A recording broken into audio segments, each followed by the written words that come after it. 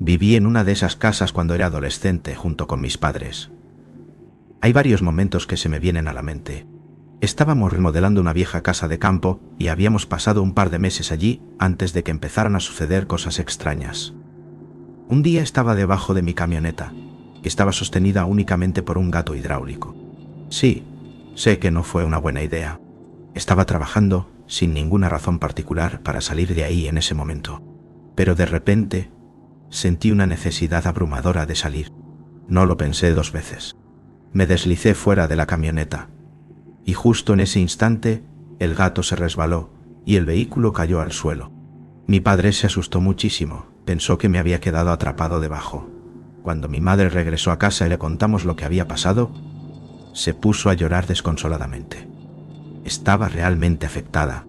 Resulta que el dueño anterior de la casa había muerto exactamente en ese mismo lugar del camino de entrada, aplastado por un vehículo de una forma similar. Con el tiempo, empecé a notar sombras que se movían por la casa, y en ocasiones escuchaba música proveniente de la parte de arriba. Lo curioso es que las ventanas estaban selladas con masilla. No se podían abrir. Aún así, los mirlos negros quedaban atrapados entre los paneles de vidrio. Eventualmente tuvimos que reemplazar todas las ventanas, pero en 3 de ellas tuvimos que romper los cristales interiores para sacar a los pájaros. Una de las cosas más perturbadoras ocurrió una mañana, cuando mi madre estaba cocinando el desayuno. Se dio la vuelta para sacar algo del gabinete, y cuando volvió a mirar la mesa, todos los tenedores que había puesto estaban doblados, con los dientes apuntando hacia arriba. Compré mi primera casa en 2003 y estaba más feliz que nunca. Poco después de mudarme, 2 vecinos empezaron a bromear conmigo sobre que la casa estaba embrujada. Al principio pensé que solo estaban bromeando, así que les seguí el juego, fingiendo que había visto un fantasma y que no era gran cosa. Sin embargo, a lo largo del verano, mientras conocía a más vecinos, todos mencionaban lo mismo. Finalmente, una señora mayor del barrio, amable y cercana, me contó la historia después de que yo se la pidiera. Sabía que no me iba a tomar el pelo, por eso le pregunté. Resultó que la dueña anterior había comprado la casa, pero nunca llegó a vivir allí porque decía que estaba embrujada. Hablaban de sonidos en la noche, pasos, llantos y la aparición de un hombre sentado en la cocina cubierto de sangre. Uno de mis vecinos, que ayudó con las renovaciones, me dijo que mientras ponía paneles de yeso sintió algo que le levantaba las rastas. Aunque yo había tenido experiencias paranormales antes, hacía años que no me sucedía nada y lo achacaba a terrores nocturnos. Un día fui a una pequeña tienda de video del barrio para alquilar una película. Tuve que rellenar un formulario con mis datos demográficos y los datos de mi tarjeta de crédito. La dueña miró el formulario y exclamó: «Dios mío, tú vives en esa casa». Le pregunté qué quería decir, y me contó que un antiguo empleado suyo había acabado con su vida en mi casa. Ella había ido al lugar en cuanto se enteró, pero la policía había acordonado la casa como posible escena del crimen. Me contó que ese hombre acababa de mudarse con su pareja y llamó a su madre para invitarla a conocerlo y contarle que era gay. Esto fue a principios de los 90, cuando ser gay era un tema muy complicado. Su madre ya sabía que él era gay, porque había comprado la casa con otro hombre, y lo desheredó por teléfono. Esa misma semana, él recibió una carta de un centro de pruebas de VIH confirmándole que era positivo. En esa época, un diagnóstico de VIH era una sentencia de muerte. Él se sentó en la mesa de la cocina, se comió un tazón de cereal y se disparó en la cabeza con un revólver. Desde entonces, la dueña ha tenido múltiples experiencias paranormales en la tienda, con videos que vuelan de las estanterías y hasta levitan. En mi casa, lo máximo que he experimentado son sonidos nocturnos.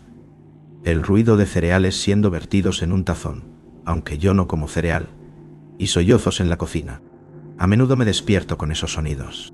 Recuerdo que mi abuela decía: «Cuando los muertos vienen a ti, quieren algo, realiza una obra de caridad en su nombre y reza por ellos». Una noche me senté en la mesa de la cocina, encendí una vela y le dije que cada noche rezaría una novena por él ante una vela encendida. En la 9ª noche de la primera novena, cuando rezaba a San Antonio, patrón de las almas perdidas, escuché sollozos incontrolables.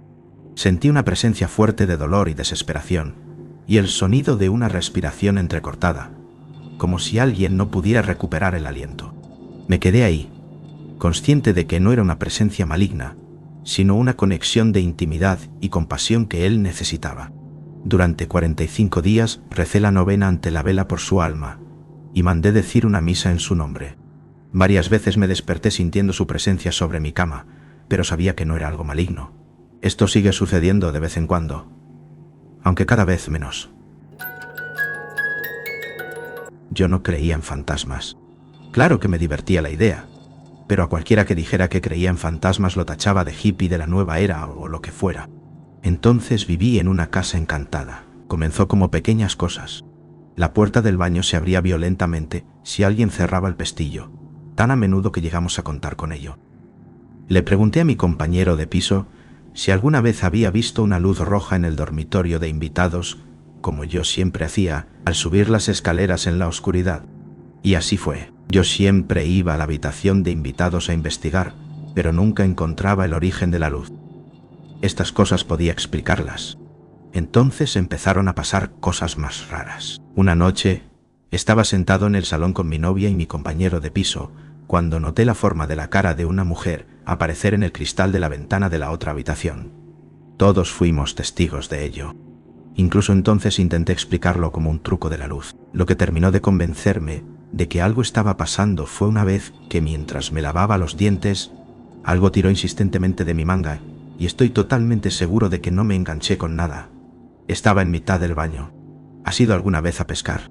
Era como si un pez estuviera mordisqueando el sedal, pero en la manga de mi camiseta. Eso me asustó.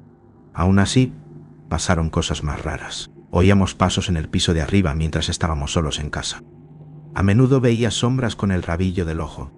Una vez incluso vi una sombra mientras la miraba directamente en medio de la habitación, no contra la pared.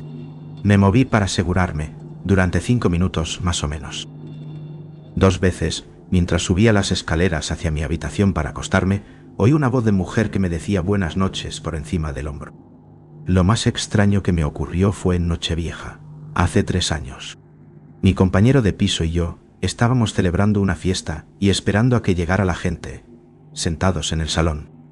De repente, sentí que algo me rozaba el brazo, y la bombilla de la lámpara junto a la que estaba sentada explotó. Pasaron algunas cosas más, y estoy seguro de que se me olvidan otras, pero lo cierto es que ocurrieron demasiadas cosas extrañas como para que fuera una coincidencia. Desde entonces me he mudado de la casa, pero la creencia permanece. Algo extraño estaba sucediendo allí.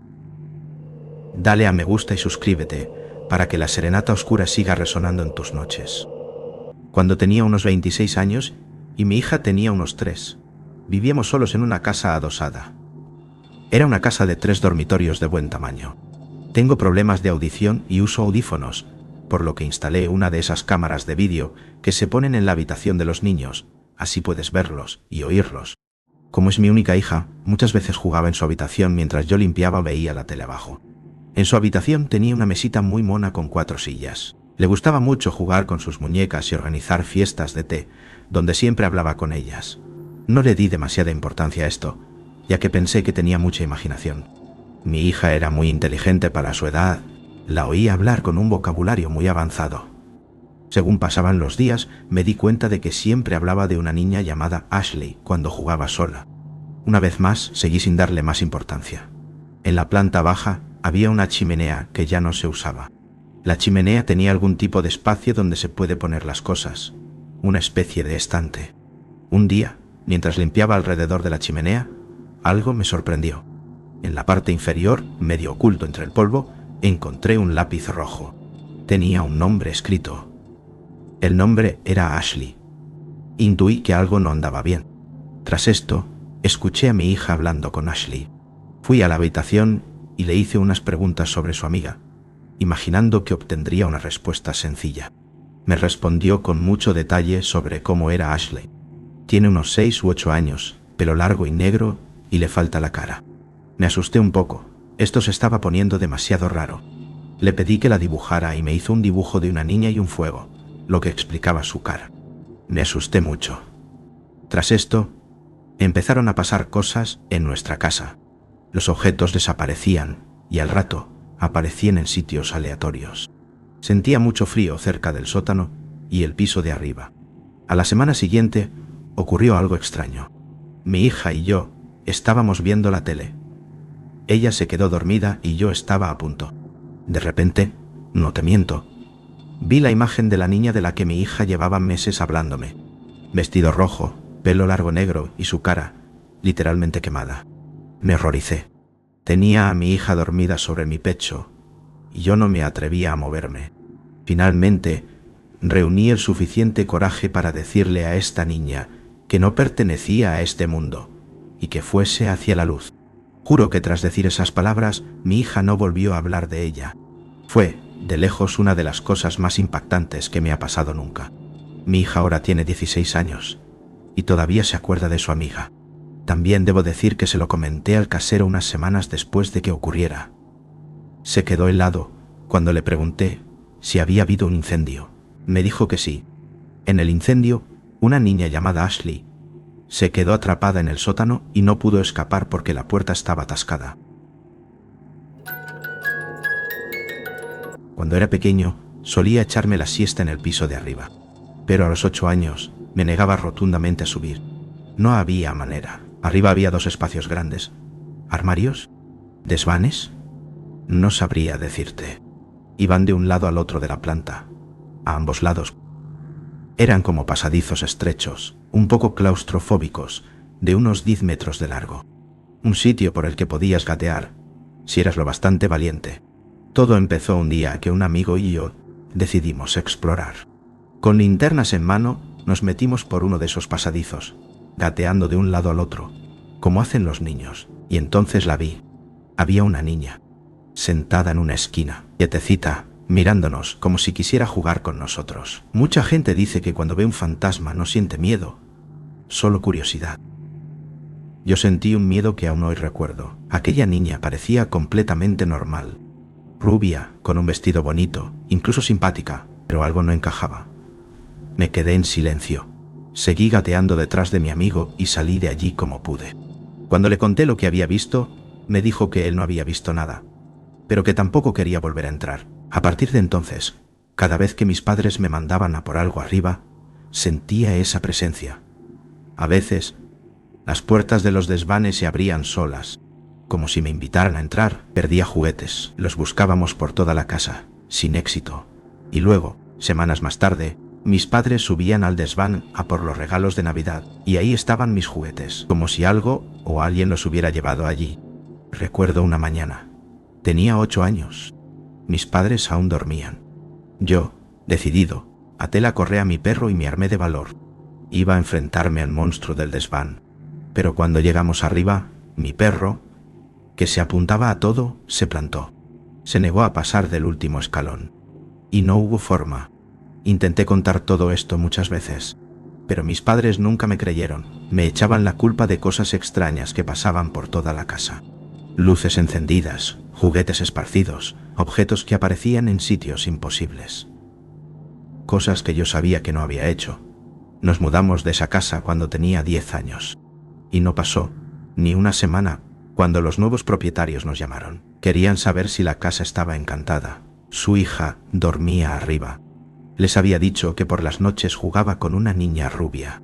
Mis padres se rieron. Pensaron que los nuevos dueños estaban un poco mal de la cabeza. Pero no fue cosa de una noche.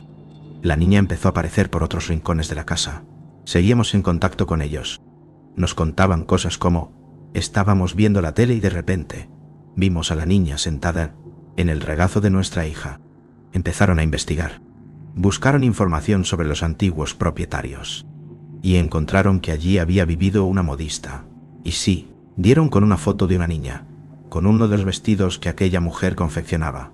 Aquella familia no lo pudo soportar. Se divorciaron. El padre se quedó viviendo en la casa. Y con el tiempo, acabó quitándose la vida allí mismo. Dale a me gusta y suscríbete para que la serenata oscura siga resonando en tus noches.